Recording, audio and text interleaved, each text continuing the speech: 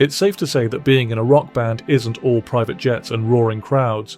For every onstage high, there's the grueling monotony of touring, the endless arguments over artistic direction, and the slow, soul-sapping grind of trying to keep everyone's egos in check.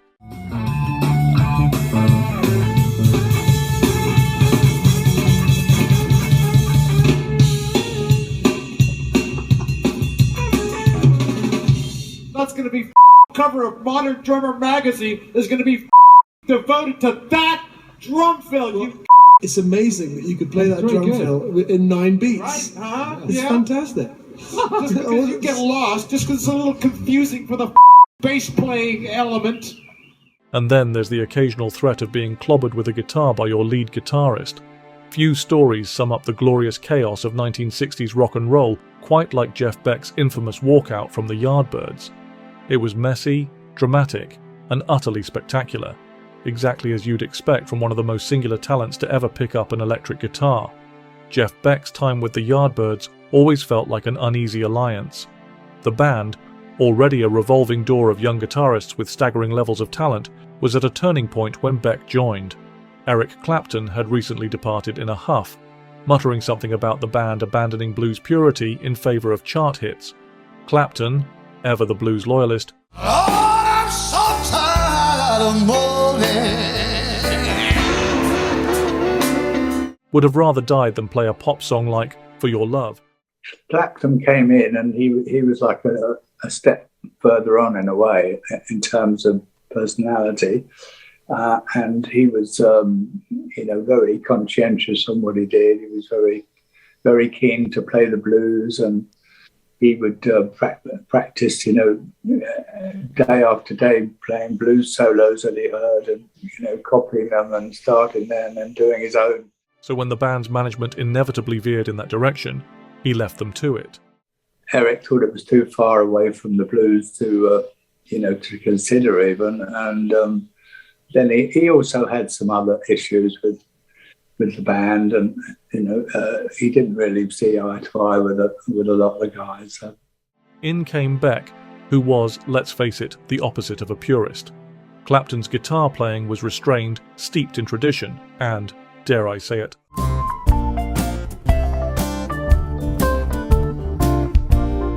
a little safe. Beck, on the other hand, was utterly unhinged. His playing style was experimental, unpredictable, and entirely his own. But we asked Jimmy Page first of all if he would join, because he used to come and see us sometimes, and he always used to like the band, and he said, well, I'm doing a lot of sessions and I'm quite happy doing that. But why don't you try my understudy who does some sessions for me, Jeff Beck? So we tried him, and he was immediately a success. He was different to Eric. He was very sort of rough and ready compared to Eric, very tailored and everything. And he sort of had this really long hair, and it was covered in sort of grease and oil from one of his cars, who had been underneath it, tampering with it. But what a great player, and he played a variety of styles, and it really suited us, and it suited us for going forward, and making those blues covers quite different, and then doing our own songs. With his ever-present whammy bar and love of feedback, Beck created sounds that no one had heard before, noises that seemed more like something you'd hear in a sci-fi film than at the local blues club.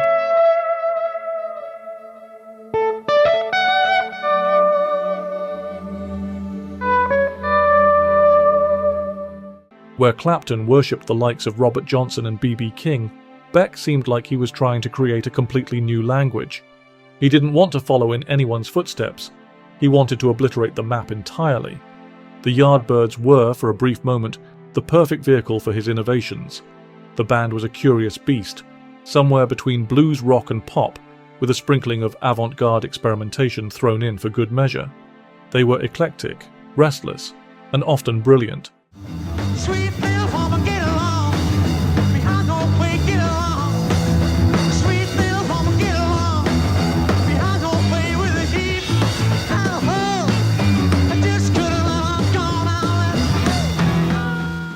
and Beck gave them the edge they needed to stand out in a crowded 1960s rock scene. Tracks like Heart Full of Soul and Shapes of Things crackle with energy, Beck's guitar slicing through the songs like a live wire.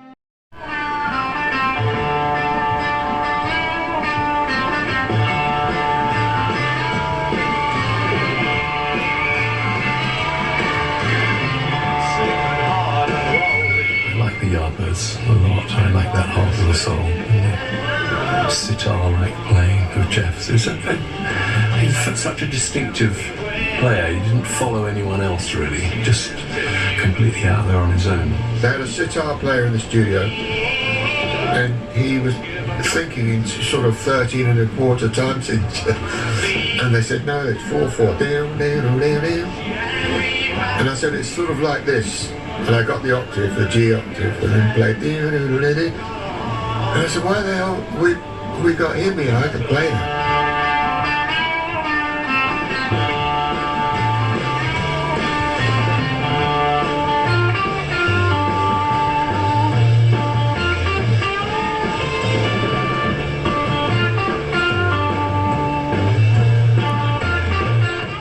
Beck's guitar is at the center of it all, singing, screaming, and soaring in a way that no one else could replicate.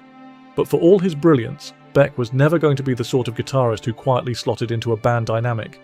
He was a mercurial talent, prone to mood swings and flashes of temper, and the Yardbirds' relentless schedule didn't exactly help matters. By 1966, the band was embarking on the Dick Clark Caravan of Stars tour, a seemingly endless series of shows across the United States. It was, by all accounts, a miserable experience. The band was crammed into buses, playing short sets in front of crowds who were more interested in seeing the pop acts on the bill than a bunch of British lads experimenting with blues rock. Beck, already struggling with the physical and mental toll of touring, was not amused. "It was awful," drummer Jim McCarty later recalled. "Jeff just couldn't cope with it. The long hours, the terrible conditions. It was too much for him." And then in the end, the stress got too much for Jeff, because he was always very, very nervous, very wound up sort of guy. And so he left the group, and we were a four-piece until the very end. Beck's frustration bubbled just beneath the surface, manifesting in erratic behavior and frequent no-shows. The band often found themselves on stage without him, forced to carry on as a four-piece while their star guitarist was God knows where. To his credit, Beck didn't seem particularly bothered about letting the band down.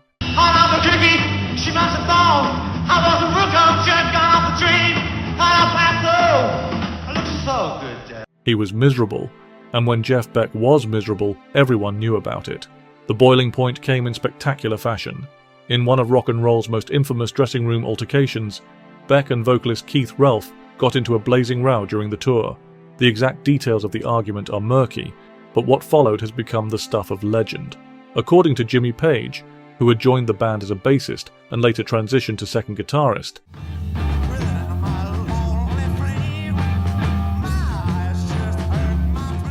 he walked into the dressing room to find Beck holding his guitar above his head, ready to swing it at Relf like an axe. He looked like he was going to bring it down on Keith's head, Page later said. Instead, Beck smashed the guitar onto the floor, the force of the impact reverberating through the room. "Why did you make me do that?" Beck reportedly shouted at a stunned Relf, as if the entire incident had been the poor man's fault. The drama didn't end there. Shortly after the incident, Beck announced that he needed to leave the tour to see a doctor about his tonsils. It was, to put it mildly, a dubious excuse. While the rest of the band soldiered on, Beck was spotted enjoying himself at the legendary Whiskey A Go-Go in Los Angeles. His departure was less of a goodbye and more of a ghosting, and by the time the Yardbirds realized he wasn't coming back, Beck had well and truly moved on. Beck's exit left the Yardbirds in a tricky position. They had lost their most innovative member, the man whose guitar playing had defined their sound, and they were now faced with the unenviable task of moving forward without him. Luckily, they still had Jimmy Page, who stepped into Beck's role as lead guitarist and carried the band through its final phase before going on to form Led Zeppelin.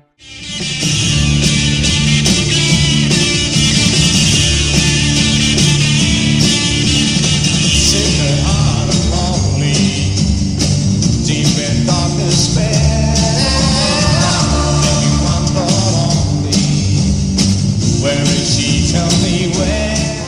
For the Yardbirds, Beck's departure was the beginning of the end. For Beck, it was a liberation. Looking back, it's easy to see why Beck was so restless in the Yardbirds. He was never going to be content playing pop hits for screaming teenagers. His ambitions were far greater than that. Jeff would come round and he'd play me the sort of first cuts of the records, and I remember him playing shapes of things, and when it came to the solo, I thought, this is the most extraordinary solo. Ravi Shankar was playing quite a big part in the Beatles and stuff, and I used to sit over at Page's house listening to ragas, you know, and Vilayat Khan and Ravi Shankar, and just marvelling, how could this be adopted in the guitar, this bending of the string to such an extent that you could play a melody with one bend.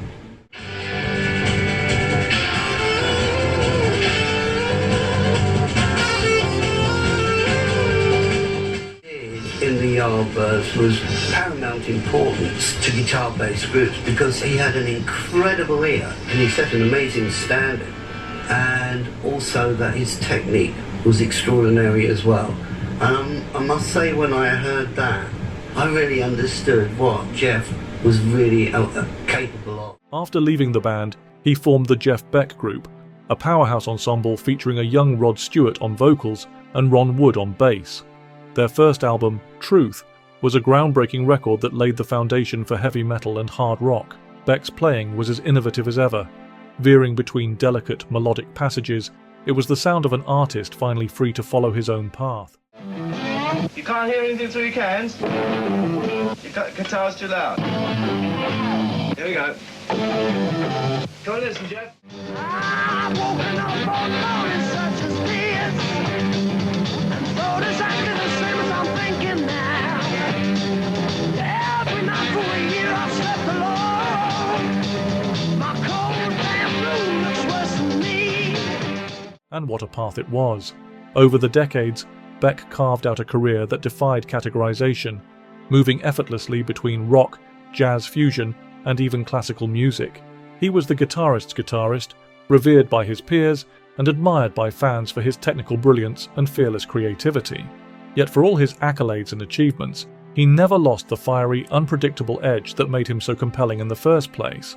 Jeff Beck's walkout from the Yardbirds remains one of rock and roll's most dramatic exits, a moment of chaos and catharsis that perfectly encapsulates the spirit of the man himself.